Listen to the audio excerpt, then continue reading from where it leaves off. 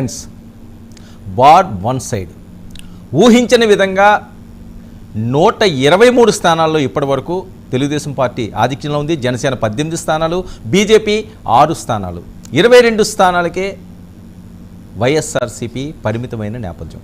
ఇక పార్లమెంట్ విషయానికి వస్తే జనసేన 2 స్థానాల్లోని, బీజేపీ 3 స్థానాల్లోని, 14 స్థానాల్లో తెలుగుదేశం పార్టీ, 6 స్థానాల్లో వైఎస్ఆర్సీపీ లోక్సభ స్థానాలకు సంబంధించి. అయితే నువ్వా నేనా అన్నట్లుగా ఉంటుంది. ఎవరికి వచ్చినా ఒక 10-20 సీట్లతో గెలుస్తారు అని చెప్పి ఇప్పటివరకు మాట్లాడుకున్న అంశం. ఎగ్జిట్ పోల్స్ కూడా చాలావి ఆ రకంగానే వచ్చినాయి. కానీ వన్ సైడ్ అయిపోయిన పరిస్థితి పొత్తు పార్టీలు, ముఖ్యంగా మంత్రులు, మాజీ మంత్రులు కూడా, వైఎస్ఆర్సీపీలో ముఖ్య నేతలు, టాప్ 10 నేతలు కూడా వెనుకంజలో ఉండడం, సర్వత్రా ఉత్కంఠ రేపుతుందనుకున్న ఈ ఎన్నికలు వన్ సైడ్గా మారడం. ప్రొఫెసర్ నాగేశ్వర్ గారు ఉన్నారు. నాగేశ్వర్ గారు నమస్తే సార్. ఎలా చూడాలా, అసలు ఊహించిందా ఈ రిజల్ట్? ఆంధ్రప్రదేశ్ 2024 అసెంబ్లీ ఎన్నికలు, లోక్సభ ఎన్నికలు అంటే వైఎస్ జగన్ చెప్పాడు కదా షాకింగ్గా ఉంటుంది అని, దేశం నివ్వరపోతుంది అన్నాడు కనుక షాకింగ్గా ఉంది. అది మాత్రం నిజమే, డౌట్ లేదు. సో నా డౌట్ ఈవెన్ కూటమి నేతలు కూడా ఈ స్థాయిలో విజయాన్ని ఎక్స్పెక్ట్ చేసేవారు. అయితే లాస్ట్ టైం జగన్ కూడా 151 సీట్లు ఎక్స్పెక్ట్ చేయలేదు. ప్రజలు అప్పుడు కూడా వారు వన్ సైడ్గానే తీర్పిచ్చారు.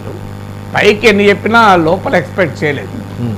సో ఈ స్థాయిలో అంటే ఇప్పటికీ కూడా హోరాహోరీ జరిగిందా లేదా అనటానికి మనకు ఓటింగ్ ఫిగర్స్ రావాలి. ఓటింగ్ ఫిగర్స్ వస్తే ఆ గ్యాప్ ఎంత ఉంది అనేది మనకు అర్థమవుతుంది.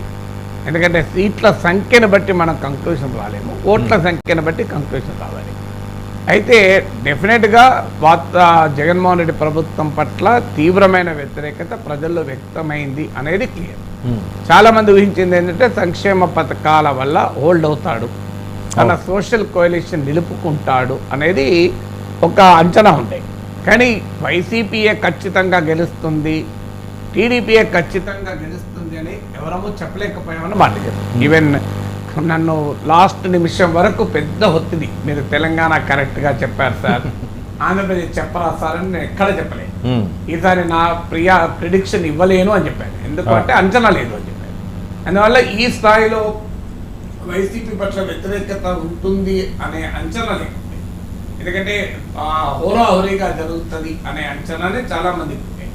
కానీ జగన్మోహన్ రెడ్డి చేసిన పొరపాట్లు కూడా చాలా చెప్తూ వచ్చాం. చాలా మంది ఇప్పుడు టీడీపీ వీరాత్మలు అనొచ్చు, సార్ మీరు చెప్పలేదు కానీ మీరు నా యూట్యూబ్ ఛానల్లో వెళ్ళి చూడండి, జగన్ ఇంటికేనా, జగన్కి ఎందుకు టెన్షన్, జగన్ చంద్రబాబు నాయుడు గెలుపుకి ఇవే 12 కారణాలు, ఇవన్నీ వీడియోలు ఉన్నాయి, మీరు ఇప్పుడు కూడా చూడండి. నేనేదో ఇవాళ క్లెయిమ్ రిజల్ట్ బట్టి క్లెయిమ్ చేయడం కాదు. సో ఇదే హెడ్లైన్లతో ఉన్నాయి, చంద్రబాబు నాయుడు గెలుపుకు ఇవే 12 కారణాలు అని పెట్టున్నాయి. సో అంతే. అంటే ఎందుకు ఈ మాట చెప్తున్నానంటే symptoms are very clear. Disease ఇంత తీవ్రంగా ఉంటుందని అనుకోలేదు, కానీ సిమ్టమ్స్ అనేది చాలా ముందు నుంచే ఉన్నాయి. ఏమిటి ఆ సిమ్టమ్స్ అనేది ఇప్పుడు లెక్కేసుకోవాల్సిన అవసరం ఉంది. ఒకటి, అన్సస్టైనబుల్ ఎకనామిక్స్, వెల్ఫేరిజం అని అందరూ అనుకున్నారు. అంటే సంక్షేమ పథకాలే ఒక ఆర్థిక వ్యవస్థ నడపలేదు అని. ఇప్పుడు కేసీఆర్ ఓటమి డిసెంబర్లో, ఇప్పుడు జగన్ ఓటమితో ఎకనామిక్సే కాదు పాలిటిక్స్ కూడా అన్సస్టైనబుల్, వెల్ఫేరిజం అనేది తెలిపేది. అంటే ఈ మాట నేను గతంలో కూడా చెప్పాను. అమిత్ షా ఒక మీటింగ్లో తెలంగాణ చెప్పాడు, పథకాల వల్లనే గెలిచేటట్టుంటే అధికార పార్టీ ఎప్పుడు గెలుస్తూ ఉండాలి. సో అందువల్ల పథకాల వల్ల గెలవడం అనేది జరగదు అని. అంటే అన్సస్టైనబుల్ పాలిటిక్స్. కేసీఆర్ కూడా మీకు గ్రామీణ ప్రాంతాల్లోనే పథకాలు ఎక్కువ అమలు చేశాడు, అక్కడే ఓడిపోయాడు. హైదరాబాద్లో పథకాలు లేవు, అక్కడ గెలిచాడు. సో అందువల్ల ఇది భారతదేశ రాజకీయాలకు కూడా ఒక ఉదాహరణ, పథకాల వల్లనే గెలవరు అని. పథకాల విషయంలో కూడా 2 మార్పులు నేను గతంలో కూడా చెప్పింది మళ్ళీ గుర్తు చేస్తున్నాను. ఒకటి, ప్రజల్లో ఒక సెన్స్ ఆఫ్ ఎంటైటిల్మెంట్ వచ్చింది. ఒకప్పుడు రాజశేఖర రెడ్డి టైంలో సెన్స్ ఆఫ్ గ్రాటిట్యూడ్ ఉండే, నాకు పథకం అమలు చేస్తున్నాడు అని ఒక సంతృప్తి, అమలు చేసిన వ్యక్తి పట్ల గౌరవం ఉండే.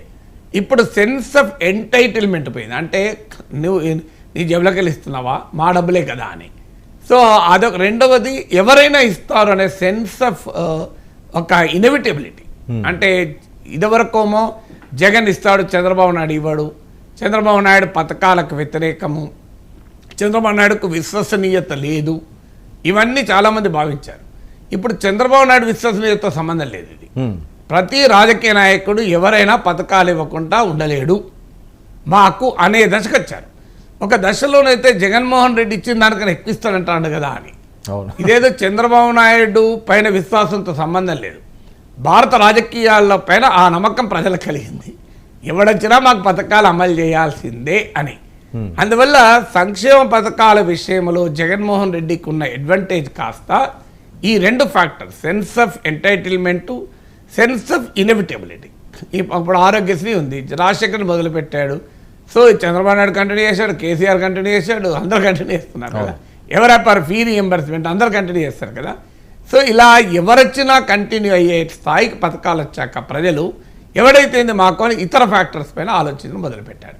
అంటే ఈ పథకాలు జగన్ వచ్చినా ఉంటాయి, ఎవరొచ్చినా ఉంటాయి, కానీ నెక్స్ట్ ఏంటి అనేది ఆలోచించడం మొదలుపెట్టారు. ఇప్పుడు స్కూటర్ ఇచ్చిన దాకా ప్రజలు మీ ఇంట్లోనే బిడ్డకు సైకిల్ ఉన్నప్పుడు స్కూటర్ కొని ఆనందపడతాడు.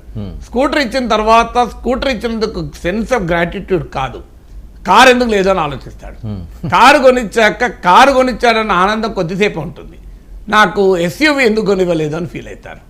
ఎస్యూవీ కూడా కొనిచ్చిన తర్వాత లగ్జరీ కార్ ఎందుకు కొనియలేదు అంటారు.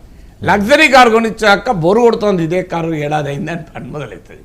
అందువల్ల ప్రజలకు ఉండేటువంటి ఒక మెటీరియల్ సాటిస్ఫాక్షన్ లిమిట్లెస్. సో ఎవరైనా హ్యూమన్ బీయింగ్స్ దాన్ని అడ్రస్ చేస్తూ జగన్మోహన్ రెడ్డి నేను పథకాలు మరింత ఎక్కువ ఇస్తా అన్నాడు. అది ఎక్కడా పెద్దగా జనంలోకి పోలేదు, ఎందుకంటే జగన్మోహన్ రెడ్డి కొత్త పథకాలు ప్రామించాలి మీకు గుర్తుంటే, ఉన్నదానికి కాస్తంత యాడ్ చేస్తా అన్నాడు. అందువల్ల ఇది మొదటి ఫ్యాక్టర్, వెల్ఫేర్ పాలిటిక్స్ యొక్క వెల్ఫేరిజం యొక్క అన్సస్టైనబుల్ పాలిటిక్స్. ఇక రెండవది ఏంటి అంటే గ్రోత్ కన్సర్న్స్. తెలుగుదేశం చాలా సక్సెస్ఫుల్గా జనంలోకి తీసుకెళ్ళగలిగింది. జనంలో కూడా ఈ రిజల్ట్స్ గనక బట్టి చూస్తే మనకు అర్థమయ్యేది ఒక గ్రోత్ కన్సర్న్స్ ఉన్నాయి. అంటే ఇప్పుడు ఒక తల్లి చాలా జగన్మోహన్ రెడ్డి ఆశించింది ఏంటంటే ఉమెన్ ఓటర్ అనేది, మొత్తం నాకు మహిళలు ఎక్కువ ఇస్తారో అని ఆశించారు. ఎక్కువ వేసి ఉంటారు కూడా మెన్తో పోలిస్తే. అంటే పురుష ఓటర్లు దూరమైనంతగా మహిళా ఓటర్లు దూరం కాకపోవచ్చు, కానీ మహిళా ఓటర్లకు కూడా ఒక క్వశ్చన్ ఏమొచ్చిందంటే, ఇది కూడా నేను గతంలో ఈ ఉదాహరణ చెప్పాను, నాకు పెన్షన్ మా అత్తకు పెన్షన్ వస్తుంది, నాకు కాపు నేస్తమో లేకుంటే ఇంకేదో వస్తుంది, మా ఆయనకు వాహనమిత్ర వస్తుంది, అమ్మ దీవెన వస్తుంది, కానీ నా బిడ్డకు ఉద్యోగం లేదు కదా. సో నాకు ఇవన్నీ అన్ని కలిపినా 10,000 అవుతాయి కదా, నా కొడుకు ఉద్యోగం వస్తే నాకు 30,000 వస్తాయి కదా అనేటువంటి ఎంప్లాయ్మెంట్ గ్రోత్ అనేది చాలా క్లియర్గా పనిచేసింది.